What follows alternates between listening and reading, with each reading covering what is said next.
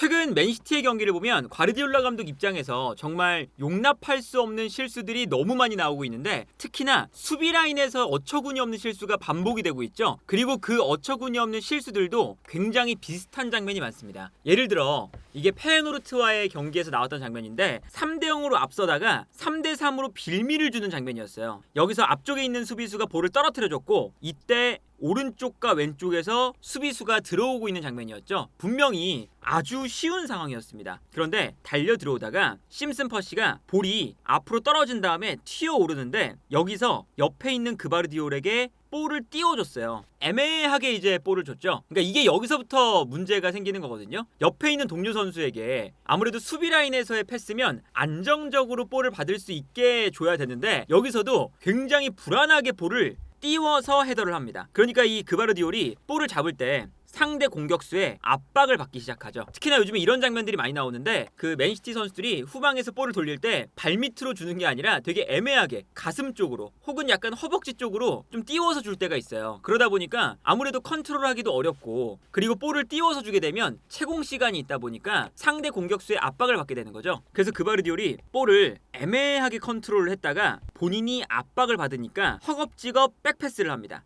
그런데 여기서 백패스가 아무래도 상대 공격수의 압박을 받다 보니까 부정확하게 흘러가고, 여기서도 볼을 엄청나게 높이 띄워줬어요. 애매하게. 그러니까 상대방 공격수는 압박을 하다가 또다시 뛰어들어갈 수 있는 시간적인 여유가 발생을 하죠. 채공 시간이 있다 보니까. 그래서 결국에는 백패스가 애매하게 떨어지면서 상대 공격수가 달려갈 때 이 볼을 가져올 수 있는 빌미를 제공합니다. 그리고 요즘에 또 나오는 가장 문제점 중에 하나는 에데르손 골키퍼가 나오는 타이밍이 한 박자씩 늦죠. 그래서 물론 패스도 안 좋았지만 나오는 타이밍이 늦으니까 공격수가 먼저 볼을 터치할 때 괜히 애매하게 나오는 거예요. 그래서 공격수에게 돌파를 허용하고 실점을 하는 장면이 나옵니다. 수비수의 실수, 그리고 에데르슨 골키퍼의 애매한 위치 선정이 가지고 온 그런 장면이죠. 그런데 비슷한 장면이 또 있어요. 이 장면을 보면 디아스에게 패스를 보내주는데 떨어지는 볼을 머리로 처리를 했거든요. 아까랑 동일하죠. 근데 머리로 패스를 줄 때 애초에 디아스의 가슴 쪽으로 줍니다. 그러다 보니까 디아스가 볼을 컨트롤하거나 아니면 걷어내는 게 굉장히 애매했어요. 그래서 볼을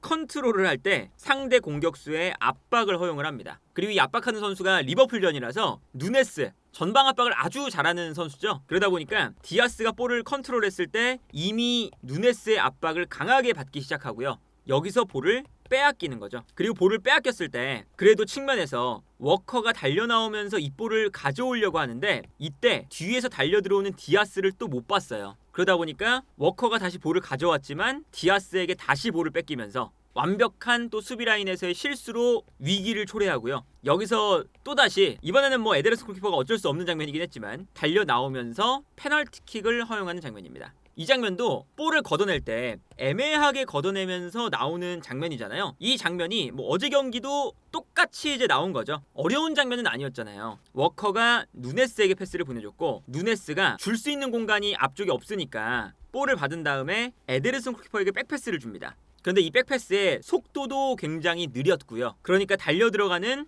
디알로가 있는데 패스를 애매하게 줬고, 그리고 달려나오는 에데르슨 골키퍼가 매우 느리게 나왔어요. 타이밍이 또 이상했어요. 그러다 보니까 달려들어가는 디알로에게 누네스가 패스를 해주는 꼴이 됐죠. 그리고 여기서 에데르슨 골키퍼가 약간 나올 듯 말 듯 또 나와 있으니까 디알로가 볼을 치고 달려갈 수가 있습니다. 여유가 충분히 있죠. 늘상 이제 에데르슨 골키퍼가 약간 애매하게 나오는 편이거든요. 그래서 결국에는 에데르슨 골키퍼가 제껴지면서 큰 위기를 또 초래를 하게 되고요. 이거는 뭐 에데르슨 골키퍼의 실수도 있었지만 누네스의 패스가 더 안 좋았던 장면이긴 하죠. 그 다음에 누네스가 본인의 실수를 만회하기 위해서 또 어설프게 태클을 하면서, 사실 여기서도 집중력을 조금 더 발휘해서 침착하게 플레이를 했다면 사실 맨유의 공격수들이 모두 막혀있고, 그리고 박스 안에서도 아무도 없는 상황, 맨시티의 선수밖에 없는 상황이었어요. 그래서 굳이 태클을 강하게 안 해도 되는 상황인데 또 섣불리 태클을 하다가 반칙으로 페널티킥을 내주는 장면이죠.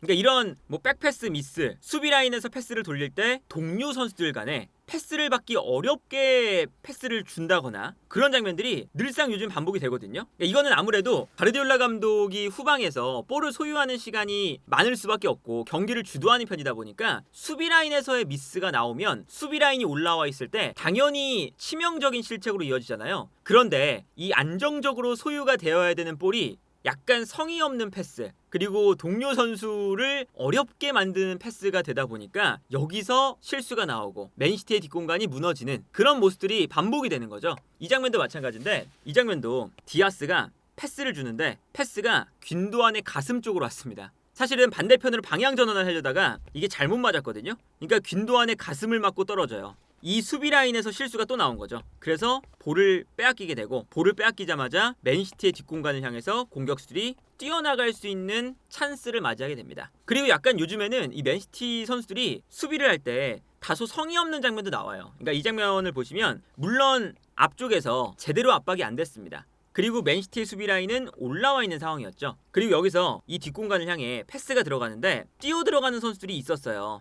수도 없이 많습니다. 5명의 선수가 상대팀은 뛰어 들어가는데 맨시티의 선수들이 이 선수들을 순간적으로 안 따라가는 게 보이죠. 뒷공간으로 패스가 들어갔는데. 그래서 이 장면만 딱 보면 상대 공격수들이 5명이 뛰어가는데 수비 뒷공간을 향해서 뛰어가는 선수는 2명밖에 되지 않습니다. 물론 오프사이드 라인을 만들었다가 뛰어가기 때문에 약간 늦게 뛰어 들어갈 수밖에 없긴 한데, 그래도 뒷공간이 열린 다음에 전력 질주를 하는 사람이 별로 없어요. 그리고 여기에 더해서 또다시 사실 이 볼이 낙차가 컸기 때문에 수비수들이 그래도 뒤에 있다가 달려와서 견제할 수 있는 여유가 있었거든요. 그런데 여기서도 볼이 떨어질 때 에데르송 골키퍼가 애매하게 달려나오고 있죠. 제대로 나오는 것도 아니고 어정쩡하게 나오고 있어요. 그러다 보니까 또다시 공격수에게 먼저 볼이 가고요. 에데르송 골키퍼가 뒤늦게 나오다가 공격수에게 돌파를 허용합니다.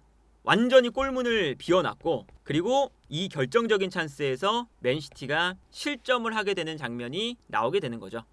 이게 지난 맨유와의 경기에서 두 번째 골 실점할 때랑 거의 동일하잖아요. 사실 뛰어 들어가는 선수를 마크하는 것도 약간 성의가 없어요. 이 장면 보면 한 명 한 명씩 마크하고 있거든요. 그리고 여기서 가장 측면에서 뛰어 들어가는 디알로를 왼쪽 풀백인 누네스가 따라가야 하는 역할입니다. 그리고 이 패스가 이 앞쪽으로 이제 들어가는 건데, 패스가 물론 정확하게 들어갔지만 이 패스의 궤적 자체가 약간 완만했어요. 완만했기 때문에 충분히 공격수가 볼을 잡기 전에 수비수들이 경합을 한다거나 볼을 잡지 못하도록 방해를 할 수가 있었습니다. 근데 여기서 가장 큰 문제는 누네스가 디알로가 달려가는 걸 보다가 갑자기 멈췄어요. 따라가는 걸 약간 포기를 했습니다. 오프사이드 라인을 만드는 것도 있지만 기본적으로 본인이 마크해야 되는 선수인데 디알로를 그냥 보고만 있었어요. 왜냐면 주변에 있는 선수들은 모두 다 마크하는 선수가 있었으니까 본인이 따라가야 되거든요. 근데 일단 이걸 안 따라가니까 뒷공간으로 패스가 들어갔을 때 디알로를 놓칩니다. 그리고 여기서는 볼이 떨어지는데 아까 말씀드린 것처럼 완만하게 떨어지거든요. 근데 여기서 뒤에 있는 수비수들이 달려가질 않아요.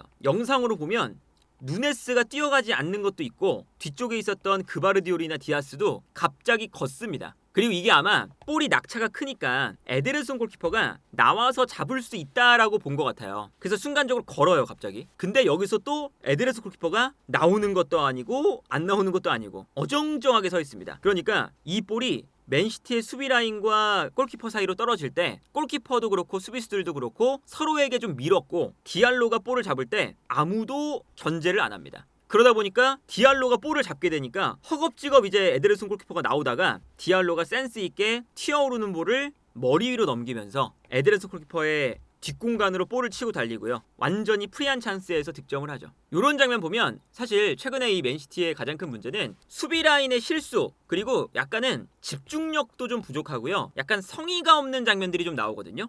예를 들면 이런 장면도 마찬가지죠. 이게 이제 토트넘과의 경기 장면인데 측면에서 쿨루셉스키가 뛰고요. 맨시티의 수비 라인이 올라와 있으니까 그냥 뒷공간으로 한 번에 뻥 차줍니다. 그런데 여기서 달려가는 쿨루셉스키가 스피드가 그렇게 빠르지 않다 보니까 이미 뒷공간으로 그바르디올이 먼저 좋은 포지션을 차지했어요. 그런데 쿨루셉스키가 스피드가 약간 느리니까 이 볼을 그바르디올이 지켜만 보고 있었죠. 방심을 한 거죠 약간. 그러다 보니까 그바르디올이 이 볼을 지켜볼 때 쿨루셉스키가 아직 안 나갔으니까 열심히 달려가서 이 볼을 가져옵니다.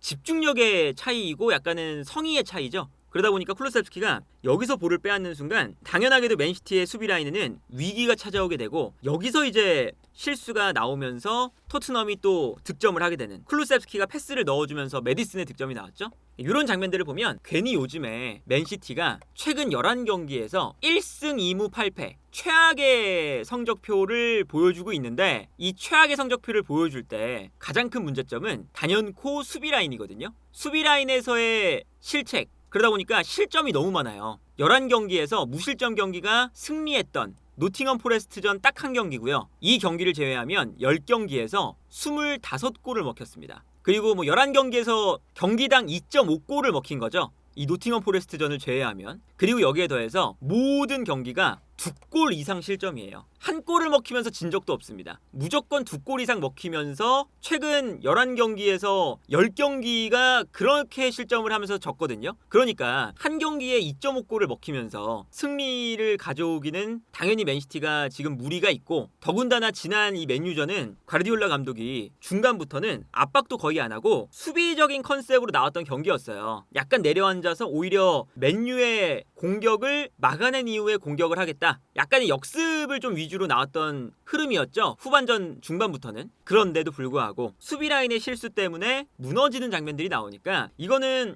감독으로서도 이제 물론 감독이 이 팀 내의 동기부여라던가 이런 성의 없는 플레이를 잡아줘야 되기도 하지만 감독이 예측하기가 힘든 그런 이제 아예 밖에 있는 범위에서 먹히는 골들, 이 과르디올라 감독에게도 정말 가혹한 일들이 벌어지고 있고, 지금 맨시티의 가장 큰 문제는 선수들의 이 정신력 그리고 동기부여, 물론 이제 기동력적인 측면도 떨어져 있고 로드리의 부상, 데브라이너가 이제는 나이가 좀 있다는 거 등등등등 여러 문제가 있지만 기본적인 선수들의 마인드 자체가 최근에는 아주 실망적이고, 벌써 이 안 좋았던 흐름이 토트넘과의 리그컵부터 생각을 해보면 10월 30일 경기였거든요. 벌써 한 달 이상 지났어요. 근데 한 달 이상 지난 시점에도 아직까지도 이 팀에 뭔가 동기부여도 없고 뭔가 정신을 차리지 않고 경기를 하는 아주 실망스러운 흐름을 팬들에게 보여주고 있는 맨시티가 아닐까. 그래서 정말 이제 맨시티가 선수단에 정말 대대적인 변화가 있든